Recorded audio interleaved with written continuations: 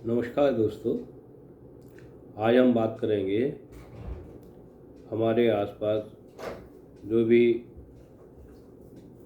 परेशानियां आ रही हैं उसके लिए हम सब लोगों को मिलके उसका समाधान ढूंढना है।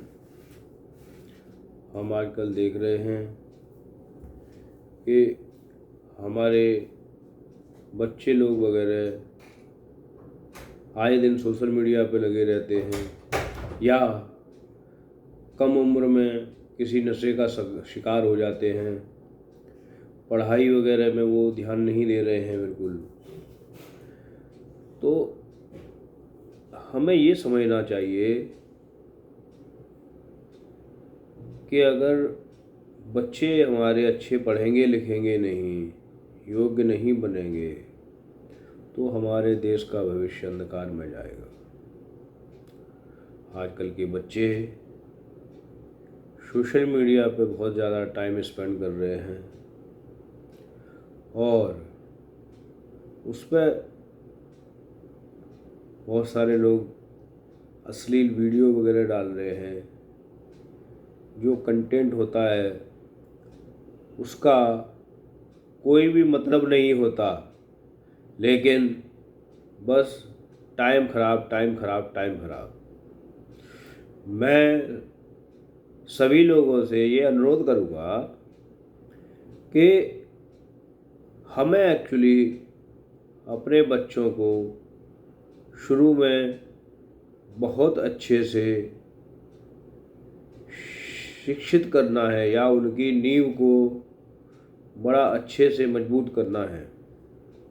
मैं बार बार कहता हूँ कि बच्चे जो है कच्ची मिट्टी होती है, जैसे कुम्हार किसी भी कच्ची मिट्टी को एक अच्छा रूप दे सकता है, इसीलिए माता पिता भी अपने बच्चों को शुरुआत में कोई भी अच्छा रूप दे सकते हैं। इसके लिए हमें हमेशा ध्यान देना चाहिए कि हम अपने बच्चे को अच्छे से अच्छी शिक्षा दें, शुरू में ही उनके बचपन में अच्छे से ध्यान रखें। दूसरा, मैं बार बार ये कहता हूँ कि बच्चे आपको देखकर बहुत अच्छा सीखते हैं, ना कि आपसे बताने के द्वारा सीखते हैं। अगर आप उनको कहते रहेंगे कि ये करो ये करो ये करो, तो वो नहीं करेंगे। लेकिन आपको अगर देखेंगे करते हुए या आपका बचपन उनके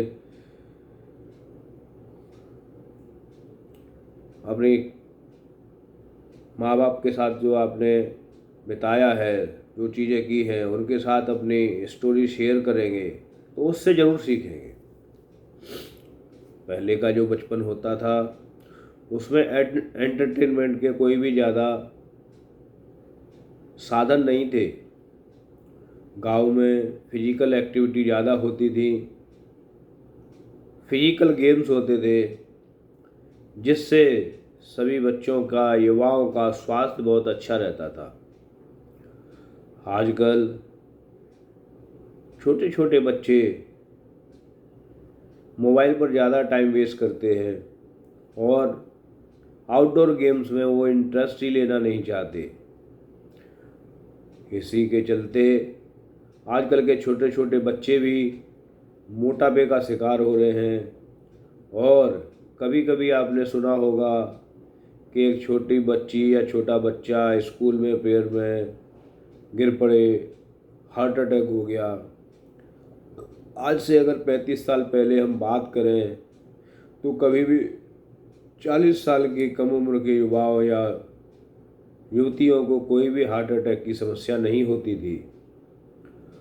आज के इस भाग दौड़ की ज़िंदगी में पेरेंट्स अपने बच्चों पर ज़्यादा ध्यान नहीं दे रहे हैं और बच्चे आए दिन अपनी मनमानी कर रहे हैं। इसी का कारण है कि अभी युवाओं में या छोटे बच्चों में भी बहुत अराजकताएं बढ़ रही हैं, जिससे अपराध बढ़ रहे हैं। छोटे बच्चे अगर अपराधी हो जाते हैं तो एक तो उनका अपना जीवन पूरा समाप्त हो गया, बाकी का उस परिवार का जीवन पूरा समाप्त हो जाता है जिस परिवार में उनका जन्म हुआ है। मैं एक बहुत अच्छा किस्सा सुनाता हूँ उसके लिए। एक बार एक चोर को कुछ सज़ा हो रही थी, वो कोर्ट में पेशी हो रही थी। तो जब उसको फांसी की सज़ा मिली, क्योंकि उसने कुछ मर्डर भी किए थे, उससे पहले बहुत बड़ी चोरियां भी की थी, तो जब फांसी की सज़ा हुई तो जज ने पूछा कि आपकी कोई आखिरी इच्छा है क्या। तो उस लड़के ने बोला कि मैं आखिरी बार अपनी माँ से मिलना चाहता हूँ।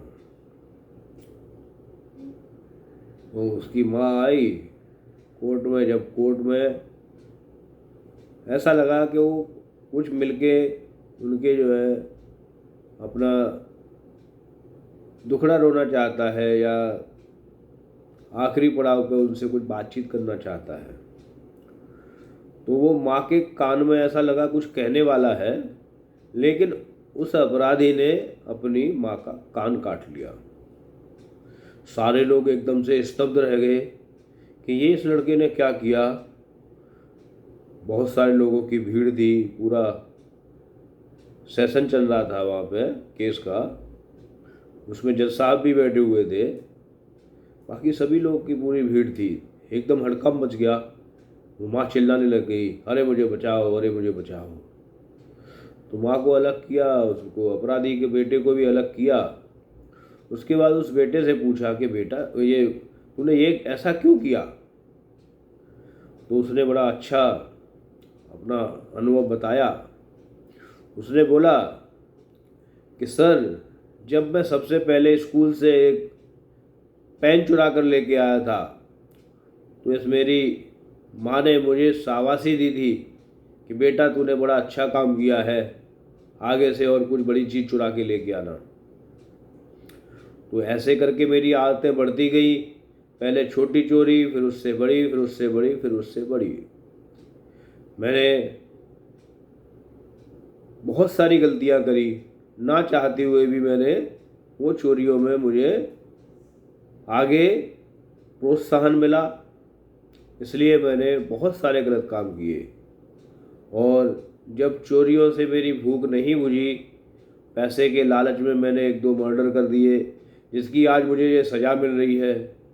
तो मैं सब लोगों से ये कहना चाहूँगा कि इस सब की मेन मूल जड़ मेरी माँ है।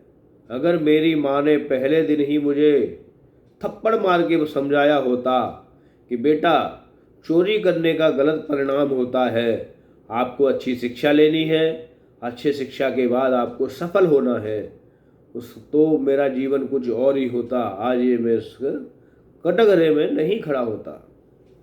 इससे ये समझ में आता है कि हमेशा बच्चों का जीवन या शुरुआती जीवन सारा माँ बाप की परवरिश पे डिपेंड करता है।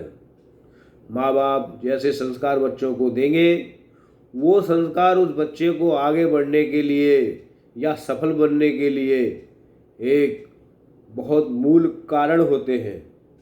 इसलिए मैं सबसे बोलता हूँ कि हमेशा बच्चों को ऐसी नैतिक शिक्षा दें जिससे उनका बेस मजबूत हो और वो सब लोग देश को आगे लेके जाएंगे, क्योंकि आने वाले टाइम में वो बच्चे ही देश का भविष्य होंगे।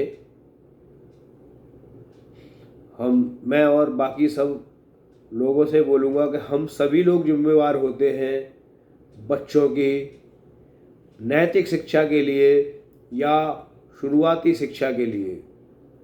मैं बार बार यही कहता हूँ कि हमेशा आप वही बोलें और वही कहें जो आप रियल ज़िंदगी में वास्तव में कर सकते हैं। कभी भी हमारी कथनी और करनी में भेदभाव नहीं होने चाहिए।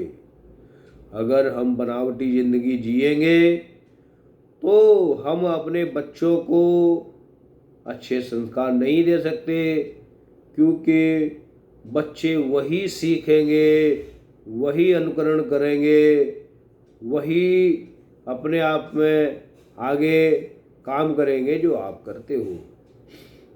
माँ बाप बच्चों के रियल हीरो होते हैं, इसलिए आपको वही सब करना है जो वास्तव में बच्चों के जीवन में आप ढालना चाहते हैं। कभी भी कोई भी गलत काम ना करें जिससे उनके जीवन में कोई भी गलत शिक्षा मिले उनको। मैं बार बार कहता हूँ कि हमेशा वही काम करें जो हमारे समाज के लिए सही हो, हमारे देश के लिए सही हो।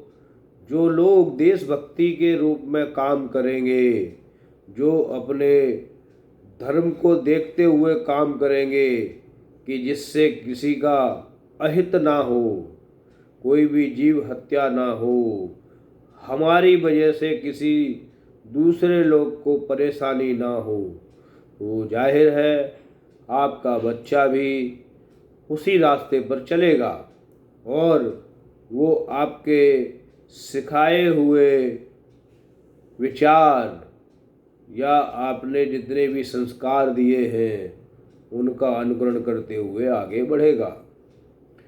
एक बार की बात है कि एक किसी मित्र ने एक मित्र से बोला कि अरे भाई, तेरा बच्चा शराब पीता है, तू उसको बोलता नहीं कि शराब पीना अच्छी आदत नहीं है। तो उस व्यक्ति ने दूसरे व्यक्ति को बड़ा अच्छा जवाब दिया। उसने बोला कि ये कहने के लिए मुझे अभी 40 दिन लगेंगे। उसने पूछा कि 40 दिन? मैं आपको बोल रहा हूँ कि आप बच्चा शराब पीता है और आप कह रहे हो कि ये उसको बोलने के लिए आपको 40 दिन लगेंगे। आप तो इस बात को टालना चाहते हो। कि नहीं भाई, मैं इस बात को टालना नहीं चाहता, क्योंकि मैं खुद शराब पीता हूँ और मुझे इसको छुड़ाने में अगले 40 दिन लगेंगे। इसलिए जब मैं शराब पीना छोड़ दूंगा तब मैं अपने बच्चे को बोलूँगा कि शराब पीने की आदत गलत है, इसको नहीं करना चाहिए और आपको शराब छोड़ देनी चाहिए। तो इससे हमें क्या शिक्षा मिलती है? हम वही अनुकरण करें जो हम अपने बच्चों से अपेक्षा करते हैं। अगर हम कोई भी गलत आदत में हैं तो हम अपने बच्चों को उसके लिए ढोल बजाते रहें कि ये नहीं करना चाहिए, लेकिन डेली हम वही काम कर रहे हैं जो हमें नहीं करना चाहिए, तो बच्चा वो नहीं सीखेगा। लेकिन अगर आप अच्छा काम करोगे तो आपको वो उसको कहने या समझाने की ज़रूरत नहीं है, वो आपको देखते हुए ज़रूर सीखेगा। अभी हम देखते हैं कि 18 साल से कम उम्र के भी बच्चे सड़कों पर ऐसे ही आवारा घूमते हैं, कई बार पढ़ाई लिखाई नहीं करते या गलत आदतों में शुरू से पड़ जाते हैं। तो अगर हम इन सब चीज़ों को अभी से कंट्रोल नहीं करेंगे तो हमारे देश का भविष्य क्या होगा? क्योंकि आने वाले टाइम में हमें इसी पीढ़ी से अपने जवान भी चाहिए, हमें इंडस्ट्री को चलाने के लिए अपने इंजीनियर भी चाहिए, हमें अच्छा मेडिकल स्वास्थ्य विभाग को चलाने के लिए डॉक्टर्स भी चाहिए। हम अच्छे विकास की बात करते हैं, लेकिन वास्तव में विकास तभी होगा जब हम अच्छे बच्चों में संस्कार देंगे, बच्चों को इस लायक बनाएंगे जिससे हमारा समाज हमें अच्छा निर्मित नया समाज मिल पाएगा। लेकिन हर एक व्यक्ति की ये जिम्मेवारी है कि कोई भी बात को टालना बड़ा आसान होता है कि सरकार ये नहीं करती, हमारा समाज ये नहीं करता। मैं बार बार ये बोलता हूँ कि हमेशा अगर आप किसी से कुछ बोलते हो तो अपने आप अंदर अपने झांकना चाहिए कि वास्तव में हम कितने % तक इस बातों पर खरे उतर रहे हैं या हम डेली हम इन आचरण पर कितने आगे चल रहे हैं। फ्लेमिंग्स लॉ के हिसाब से अगर हम किसी को एक उंगली दिखाते हैं तो 3 उंगली हमारी तरफ होती हैं। इसका कहने का मतलब ये है कि सबसे पहले हमें अपने अंतर्मन में झांकना है और अपने आप को सुधारना है, तभी तो दुनिया सुधरेगी। नहीं तो एक सिंपल सा उदाहरण होता है कि एक मछली पूरे तालाब को गंदा कर देती है। वास्तव में ये बड़ा अच्छा उदाहरण है कि अगर आप गलत कर रहे हो तो आपसे गलत सीखने वाले हजारों लोग बहुत जल्दी इकट्ठे हो जाएंगे। लेकिन आप कुछ अच्छा करने वाले हो या अच्छा कर रहे हो तो आपके साथ जुड़ने के लिए बहुत कम लोग शुरू में इकट्ठा होंगे। लेकिन कभी भी हमें नेगेटिव नहीं सोचना है। शुरुआत कभी एक से ही होती है, बाकी के सारे लोग आपके सहयोग के लिए धीरे धीरे करके आपके साथ आ जाएंगे। इसीलिए मेरे को एक कहावत भी याद आती है, कौन कहता है आसमान में छेद नहीं होता यारो, एक पत्थर तो तबीयत से उछालो यारो। अगर हम कोशिश करेंगे तो हर एक काम की शुरुआत की जा सकती है और उस काम को अच्छे से आगे बढ़ाया जा सकता है। कोई भी काम मुश्किल नहीं होता लेकिन आसान भी नहीं होता। हम अगर किसी भी बात को लोगों के साथ अच्छे से रखेंगे, डेटा के साथ रखेंगे या हमारी थिंकिंग पॉजिटिव होगी तो कोई भी आदमी आपका सहयोग करने के लिए मना नहीं करेगा। लेकिन किसी भी अच्छे काम के लिए उसमें आपको लगातार सतत प्रयास के साथ आगे बढ़ना पड़ेगा। कोई भी आपको आपके घर जगाने के लिए नहीं आएगा। अगर आपको एक नया समाज, अच्छा समाज बनाने के लिए कुछ करना है तो आपको एक छोटी सी चिंगारी जलानी पड़ेगी। कभी कभी आपने देखा है कि एक छोटी सी चिंगारी धीरे धीरे करके एक बहुत बड़ा शोला बन जाती है या आग का अंबार बन जाती है। लेकिन उस छोटी सी चिंगारी जलाने के लिए किसी एक को इनिशिएटिव लेना पड़ता है। जब आप इनिशिएटिव लेते हैं, लगातार फॉलोअप करते हैं, लगातार प्रयास करते हैं और कंसिस्टेंसी में करते हैं, कोई भी काम मुश्किल नहीं होता। मैं तो धन्यवाद देता हूँ अन्ना हजारे को कि उन्होंने इतने सभी लोगों के लिए बहुत सारे आमरण अनशन भी किए और बहुत सारे काम किए। लेकिन कभी कभी कुछ लोग मौके का फ़ायदा उठा लेते हैं। वहीं पे पब्लिक थोड़ा सा गुमराह हो जाती है कि वास्तव में हम किसके साथ जुड़ें और किसके साथ ना जुड़ें। ये भी चीज़ें समझ में नहीं आती कि लोग किस मकसद से कोई काम कर रहे हैं। मैं तो बार बार कहूँगा, कभी भी कोई भी काम करो उसमें अपना स्वयं का स्वार्थ नहीं होना चाहिए। अगर स्वयं का स्वार्थ होगा उसके रिजल्ट कभी अच्छे नहीं मिल सकते। अगर आपने शॉर्टकट में कुछ काम किया है तो वो हो सकता है कि थोड़े टाइम के लिए आप शॉर्टकट में सफल हो जाए। लेकिन हम कभी भी किसी से कंपेयर करें, कम से कम 10 साल के स्पान में करें। बाय द वे, कोई भी 2 बच्चे हैं और एक अच्छी मेहनत से काम कर रहा है और वो कष्टदायक ज़िंदगी जी रहा है, दूसरा बच्चा वो ज़्यादा मेहनत नहीं करता, ऐशोआराम की ज़िंदगी जी रहा है, तो उन दोनों की लाइफ का कंपेयर करेंगे। अगले 10 साल में हमें पता लगेगा कि जो लड़का मेहनत से काम कर रहा था, ईमानदारी से काम कर रहा था, लगन से काम कर रहा था और निरंतर डेली काम कर रहा था, वो अगले 10 साल में कई गुना सफल हो जाएगा। और जो लड़का लेजीनेस से काम कर रहा था वो अपनी वास्तविक ज़िंदगी में असफल ही होगा और बाद में उसको सुधरने का मौका भी नहीं मिलेगा। तो मैं यही कहूँगा, वीडियो को बहुत ज़्यादा लंबा करते हुए वीडियो को ज़्यादा लंबा ना करते हुए मैं आप सब लोगों से आज यहीं विदा चाहता हूँ। धन्यवाद।